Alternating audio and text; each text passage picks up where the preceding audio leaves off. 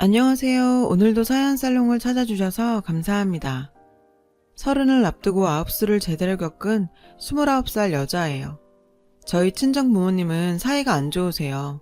그래서 전 어려서부터 부모님이 다투는 모습만 보고 자랐죠. 가족 간에 대화도 거의 없었어요. 딱 필요한 말만 하거나 쪽지로 남기는 정도였어요. 그래서였던 것 같아요. 하루빨리 이 집에서 나가고 싶다는 생각을 했던 건. 그래서 앞뒤 안 재고 남친과의 결혼을 서둘렀는지도 몰라요. 남친과 저는 예비 시어머니를 통해 만났어요. 인생의 유일한 낙이 여행이라는 어머님은 세계 여러 도시를 돌며 한 달 살기 중이셨어요. 본격적인 블로거까진 아니지만 각 도시에서 찍은 사진과 간단한 날짜기 정도를 개인 블로그에 올리기도 하시고요. 50 넘은 나이에도 젊은 사람들 못지않게 영어도 잘하시고 체력도 상당히 좋으세요. 장기 여행에도 끄덕없을 정도로요. 남친은 자기 어머니 블로그에 종종 댓글을 남기곤 했어요. 말투가 어찌나 상냥하고 다정하던지 이런 남자랑 결혼하면 화목한 가정을 꾸릴 수 있겠다는 생각이 절로 들 정도였죠. 게다가 프로필 사진은 연예인 뺨칠 정도였어요. 한눈에 반할 정도로요. 작년부터 계획했던 다낭 여행을 친구들과 휴가 날짜가 갈리는 바람에 깨지면서 저 혼자 떠나게 됐어요. 호텔에서 나와 블로그에서 본 맛집을 찾아다니던 중이었죠. 허름한 로컬 쌀국수집 앞을 지나려는데 마치 연예인처럼 세련된 중년 여성이 혼자 앉아서 쌀국수를 먹고 있더라고요. 어찌나 쌀국수를 맛있게 드시던지 전 맛집은 포기하고 옆 테이블에 자리를 잡고 앉았죠. 한국분이세요? 어머님이 먼저 말을 걸어주셨어요. 그렇다고 했더니 여기 양지머리가 들어간 쌀국수가 특히 맛있다며 그걸 먹어보라더군요. 제가 어떻게 주문해야 할지 몰라서 우물쭈물하니 능숙하게 주문도 대신 해주셨죠. 그게 계기가 돼서 한 테이블에 앉아 쌀국수를 먹으며 이런저런 얘기를 했어요. 알고 보니 여행을 참 많이 다니셨더라고요. 내일은 어디 갈 거냐고 물으시길래 바나일에 가보고 싶은데 혼자 가기 좀 그래서 갈등 중이라고 했어요. 어머님은 무척 반가워하면서 괜찮으면 내일 바나일에 같이 가자고 했어요. 전 당연히 좋다고 했죠. 다낭 시내에서 바나일까지 갔다 오려면 왕복 택시비만 해도 꽤 나오거든요. 택시비도 아낄 수 있고 무엇보다 영어도 잘하시고 베트남 사정에 훤하셔서 고생 안 하고 다닐 수 있으니 일거양득이었죠. 다음날 바나일 투어를 시작으로 다낭에서 지내는 기간 내내 전 어머님과 함께 다녔어요. 헤어질 때 서로 전화번호를 주고받긴 했는데 사실 다시 보게 될 거란 생각은 안 했죠. 여행지에서 만남은 되게 거기서 끝나잖아요. 근데 한국에 돌아와 보름 정도 지났을까? 어머님한테 전화가 왔더라고요. 그게 인연이 돼서 서울에 와서도 어머님과 자주 만나서 쇼핑도 하고 브런치도 즐겼죠. 그러다 어머님 주선으로 자연스럽게 남친과도 만나게 됐고요.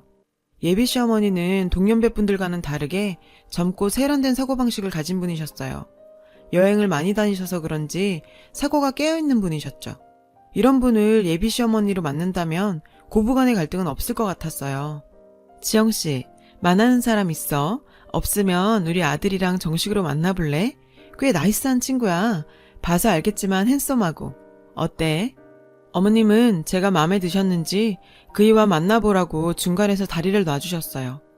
나중에 알고 보니 남친한테도 저한테 했던 것처럼 절 만나보라고 권했다더군요. 이때부터 어머님은 계획이 있었던 거예요.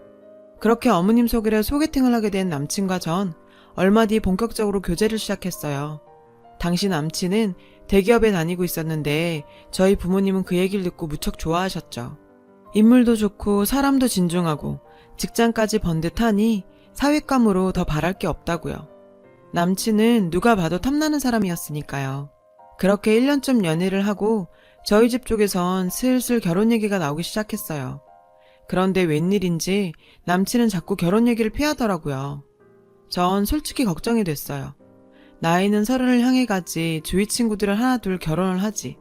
이러다 나만 나이 먹도록 혼자 남는 게 아닐까 걱정이 됐죠. 그래서 남친한테 먼저 결혼 얘기를 꺼냈어요. 나 내년이면 30이야. 언제까지고 기다릴 순 없어. 결정해. 나랑 결혼할 생각이 있으면 계속 만나고 없으면 여기서 끝내자. 그러자 남친은 당황하며 왜 마음이 없겠어. 다만 아직은 준비가 안 됐어. 준비 없이 결혼했다가 고생하는 것보단 좀 천천히 하더라도 여유 자금 만들어서 하는 게 낫지 않을까? 자기 나이가 몇인데 아직도 준비야. 그 좋은 회사에서 10년 가까이 벌었는데 아직도 더 벌어야 돼? 얼마나 완벽하게 준비해서 시작하게. 주변을 봐봐. 부모 도움 안 받고 자기 힘만으로 완벽하게 준비해서 결혼하는 사람이 어딨어? 좀 부족함이 어때? 상황에 맞춰가며 하는 거지. 그러니까 너무 무리할 필요 없어. 간소하게 하자. 응? 제가 이렇게 얘기를 하자 남친은 더 이상은 안 되겠다고 생각했는지 솔직히 얘기하더군요. 나 얼마 전에 이직했어. 진작 말하려고 했는데 기회를 놓쳐서 말을 못했어. 이어진 남친의 얘기는 충격적이었어요. 잘 나가는 대기업을 때려치우고 선배가 하는 스타트업 회사에 들어갔다는 거예요. 얘기를 들어보니 규모도 작은 신생회사 같더라고요. 자기야, 도대체 왜? 아니, 그것보다 어머님도 아셔? 응. 뭐? 아신다고? 근데 왜 나한텐 아무 말씀 없으셨지? 어제까지도 만나서 브런치 먹었는데? 솔직히 조금 서운했어요. 자다가 모기에 몇 방 물렸는지 어제 뭘 먹었는지 사소한 일까지 다 저한테 얘기하시는 분이 정작 중요한 아들 일만 얘기 안 하셨다는 게 왠지 좀 그랬어요.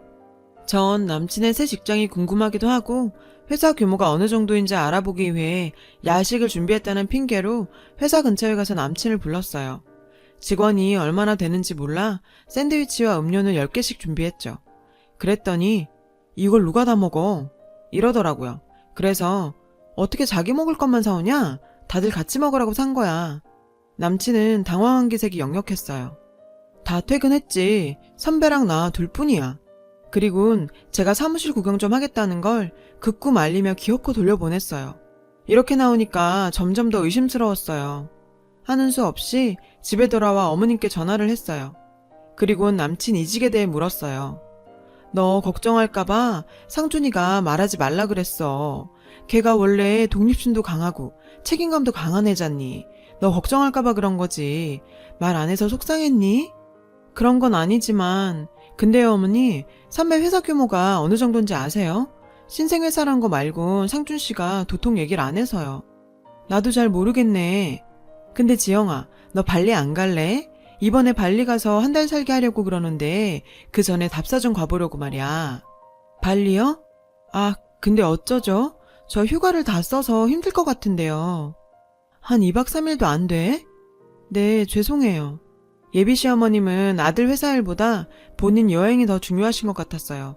아무리 여행을 좋아하신다지만 그래도 자기 아들 일인데 어떻게 저렇게 천하태평인 건지.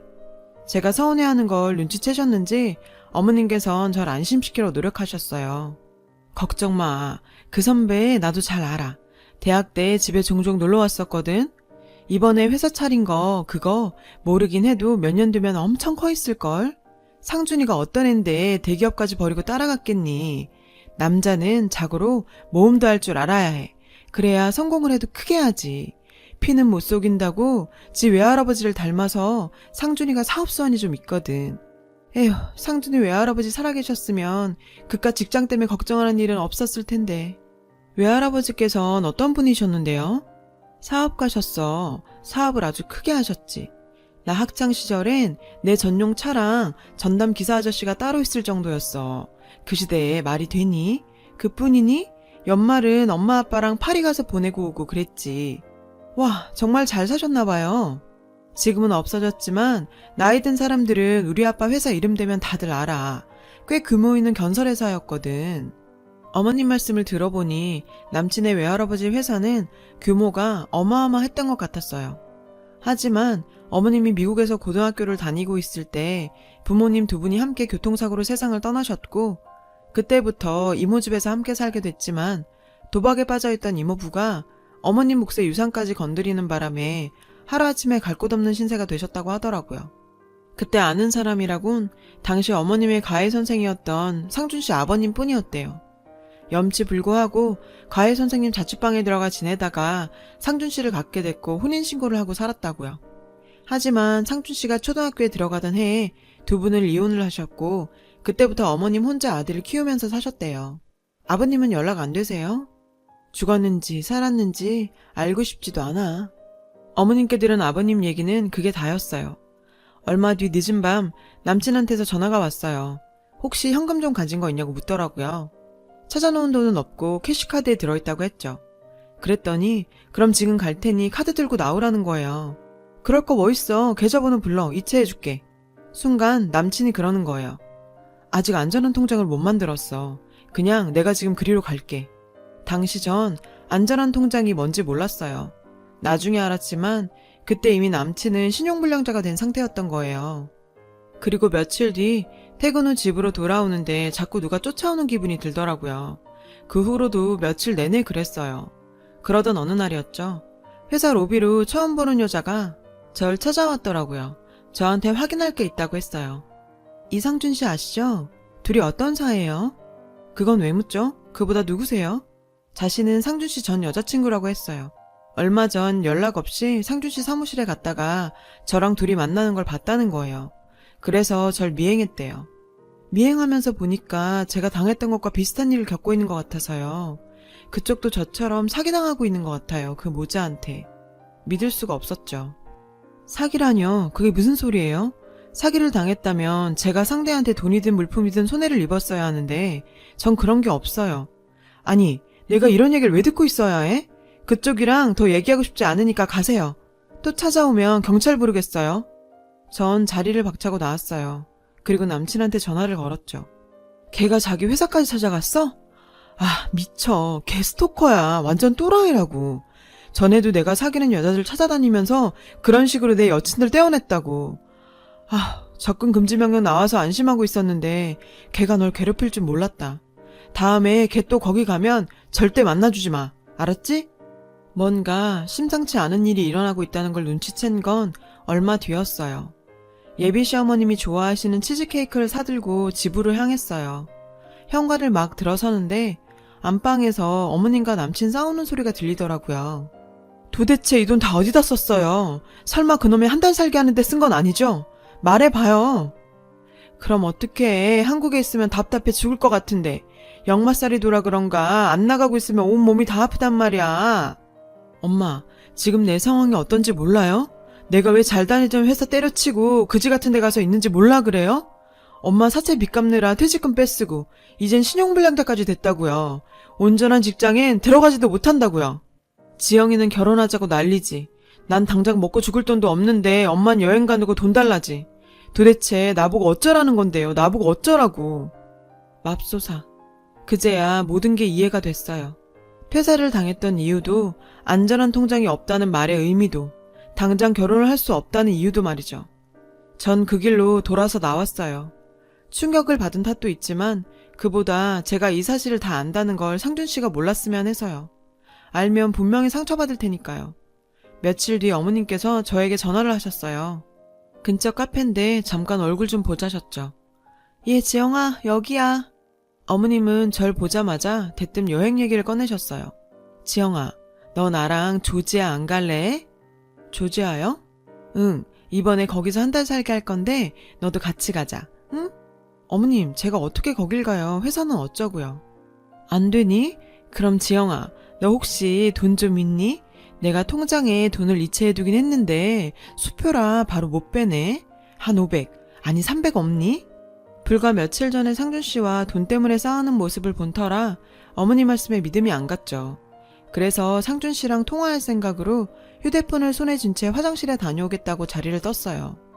절대 빌려주지 마. 절대로 우리 엄마한테 돈 주면 안 돼. 알았지? 내가 바로 갈 테니까 엄마 좀 잡아놓고 있어. 응, 알았어. 아니나 다를까 제 예상이 맞았어요. 어머님은 조지아로 한 달 살게 하러 가기 위해 돈 꾸러 다니는 중이라고 하더라고요. 지금 빌려주면 받을 길이 없으니 절대로 빌려주지 말라고요. 전 화장실에서 나와 자리로 돌아갔어요. 그런데 어머님이 안 계시더라고요. 혹시 내 지갑을 가져간 건 아닌가 싶어 가방을 열어봤더니 다행히 지갑은 그대로 있더군요. 잠시 뒤 상준 씨가 헐레벌떡 달려들어왔어요. 별일 없었다고 말했어요. 다만 화장실에서 나와보니 어머님은 가버리시고 안 계셨다고. 상준 씨는 그제야 모든 상황을 털어놨어요. 어머님은 하나에 꽂히면 앞뒤 가리지 않는 성격이신데 문제는 돈에 대한 관념이 없어서 손에 쥐고 있는 족족 다 쓰신다는 거예요. 남친이 그동안 대기업을 다니면서 받았던 월급도 늘 어머님 낭비벽 때문에 탕진이 됐고 결국 사채 빚까지 손을 대서 회사를 그만둘 수밖에 없었다더군요. 퇴직금은 고스란히 사채 빚을 갚는 데 썼다고요. 그런데도 아직 정신을 못 차리고 요즘엔 집착에 가까울 정도로 해외 한 달 살기에 빠져서 툭 하면 해외로 나가려 든다고 말이죠. 이젠 자신으로선 도저히 어머님의 낭비벽을 막아드릴 여력이 없고 솔직히 매달 생활도 간당간당하다고요. 이런 상태에서 결혼은 언감생심. 저까지 이런 상황에 끌어들이기 싫다고 기회 줄 때 떠나라고요. 전 그럴 수 없다고 했죠. 그런데 그때 휴대폰으로 카드 문자가 왔어요. 제 신용카드로 땡땡항공 92만 원이 결제됐다는 거예요. 전 지갑을 열어 카드가 있는지 찾아봤어요. 없었어요. 순간 떠오르는 사람은 한 사람뿐이었죠. 남친과 저는 어머님께 전화를 걸었어요. 어머니, 혹시 제 카드 가지고 가셨어요? 응, 안 그래도 말하려고 그랬는데 내가 좀 빌려 썼어. 빌렸어요? 아니 그게 어떻게 빌린 거예요? 훔치신 거죠? 어머 얘, 너 무슨 말을 그렇게 하니? 내가 그깟 돈 몇 푼 때문에 네 카드를 훔쳤단 얘기야? 기가 막혀. 갚아줄게. 갚아주면 되잖아. 별것도 아닌 것 가지고 사람 우습게 만들지 마 얘. 어머님은 자신이 할 말만 하고는 전화를 끊어버리셨어요. 처음부터 절 만나자고 한 이유는 제 카드였던 거예요. 남친은 대신 사과한다며 항공권 요금은 자신이 벌어서 갚겠다고 했죠. 이젠 정말 자기도 어떻게 해야 할지 모르겠다며 울먹이며 계속 미안하다는 말만 했어요. 전 카드값은 내가 알아서 할 테니 헤어지자는 말만 하지 말라고 했어요. 일단 전 카드를 정지시키고 집으로 돌아왔어요. 근데 집 앞에 전에 그 여자가 와 있는 거예요. 그녀는 몇 장의 사진과 녹취 파일을 들려줬어요. 그 내용은 충격적이었죠. 그동안 이 모자한테 소송을 하려고 알아보고 있었어요. 저도 다른 분도 당신처럼 상준 씨를 믿었어요. 그 불쌍한 남자가 엄마 때문에 고통받는데 나까지 그 사람을 괴롭힐 순 없다고요. 당신도 지금 그런 생각일 거예요. 저는 정말 인정하는데 오래 걸렸지만 당신 앞엔 이렇게 증거가 있잖아요. 어떻게 하실래요? 저랑 같이 소송하실래요? 저 역시 인정하고 싶지 않았고 불편한 진실 앞에 눈을 감고 싶었어요. 그래도 정신을 차려보려고 노력했어요. 일단 경찰에 신고를 했죠. 그리고 며칠 후 경찰서에서 전화가 왔어요. 경찰에 들어서니 한껏 차려입은 어머님과 상준 씨가 보였어요. 어머님은 절 보자 다짜고짜 소리를 쳤죠. 야, 네가 나 절도로 신고했다며. 너 이러고도 내 아들이랑 결혼할 수 있을 것 같아? 그깟 항공권이 얼마나 한다고 이딴 걸로 사람을 우습게 만들어. 그래 자기야, 절도죄는 좀 심하다. 내가 갚아준다고 했잖아. 그니까 그건 좀 풀어주라. 응? 아, 이 모자가 끝까지 쌍으로 절 희롱하네요. 전 아까 여자한테 받았던 녹취 파일을 틀어줬어요. 그 안에는 두 사람이 공모하는 대화가 담겨 있었죠. 엄마는 카드를 빼서 항공권을 사고 아들은 눈물에 호소를 해서 제가 신고를 못하게 막고, 게다가 엄마, 얜 생각보다 돈이 안 되겠어. 갈아타야겠는데? 그리고 소송한다고 난리치는 그 미친 애가 벌써 얘한테 떠벌렸나 봐. 며칠 내로 손절해야겠어. 잘 들었지? 그 애미의 그 자식이라고 어쩜 이렇게 죽이 잘 맞니? 내가 니들 카드 절도죄로만 신고한 거 같니? 니들이 지은 죄가 그뿐이야? 나 니들 사기죄로 고소했어. 모자 사기꾼 맞잖아? 아씨 이게 어디서. 아 그래 뭐 다 아는 거 같으니까 인정은 해줄게. 근데 솔직히 너도 즐겼잖아. 놀이동산에 들어갈 때도 최소한 입장료는 내는데 나 같은 훈남이 공주 떠받들듯 해줬으면 너도 뭔가 해야 되는 거 아니야? 입장료 냈다고 생각해. 그걸로 퉁치자. 누구 맘대로? 어디다 대고 퉁을 치지? 네가 나한테 돈만 가져갔니? 어떻게 사람 마음을 그렇게 농락해? 너한테 사기당한 여자들 네가 사기꾼인 거 몰라서 소송 안 했던 거 아니야. 네가 네 인생이 그게 불쌍해서 그런 거지. 오죽하면 저러고 살까? 네 인생이 불쌍해서 봐준 거라고. 근데 뭐가 어쩌고 어째? 퉁을 쳐? 너 정말 최악이다. 야! 돈 떼먹었으면 돈만 찾아가. 네가 뭔데 내 아들한테 훈계질이야? 건방지게. 그러게 아들은 멀쩡히 살게 두지 그랬어요. 어떻게 엄마가 돼선 자식까지 저렇게 만들어요? 창피한 줄 아세요. 구질구질하게 살 거면 당신이나 그렇게 살 일이지. 앵벌이 시키는 것도 아니고 아들 몸뚱아리 팔아서 구질구질하게 남의 돈으로 여행 가면 좋아요? 그러고도 당신이 엄마야? 돈 없으면 없는 대로 살지. 그렇게까지 하면서 살고 싶냐고. 해외 한 달 살기? 놀고 있네. 남의 피 같은 돈으로 해외여행 갈 생각 말고 일해서 먹고 살 걱정이나 하세요. 블로거 거지가 아니라 아줌만 여행 거지야. 집이 좀 사셨다고요? 남편이 과외 선생이었다고요? 그런 창작 실력으로 시나리오나 쓰지 그랬어요. 그랬으면 아들이랑 쌍으로 쇠고랑 차는 일은 없었을 텐데. 당신 아버지 전과 12모이잖아. 그것도 사기로. 남편도 같은 종목으로 현재 복역 중이고 어쩜 이렇게 찰떡으로 끼리끼리 잘 만났나 몰라. 이왕 이렇게 된 거 빵에서 가족 상봉이나 하세요. 이 모자한테 당한 저 정도의 피해는 약과였어요. 사기를 당했던 다른 여성 두 분은 금전적 피해가 꽤 됐죠. 저도 힘이 되어주고자 같이 소송을 진행했어요. 아직 판결은 나지 않았습니다. 증거가 있으니 적어도 무죄 판결은 안 나겠죠. 근데 이번 일을 겪으면서 깨달은 게 있어요. 내가 내 가족을 사랑하지 않으면 나 역시 그 어디에서도 사랑하는 가족을 만들 수 없다는 걸요. 가족을 버리고 새 가족을 만들려 했던 제 어리석은 마음이 지금에 와서야 후회가 되네요. 오늘부터는 부모님과 대화를 시도해 봐야겠어요. 시간이 걸리겠지만 그래도 가족이니까 언젠가는 서로 마음의 문을 열 수 있겠죠? 지금까지 제 사연을 들어주셔서 감사합니다. 여러분, 사연 댓글에 응원과 현명한 조언 부탁드려요. 좋아요와 구독은 저에게 큰 힘이 됩니다. 오늘도 좋은 일 가득하세요.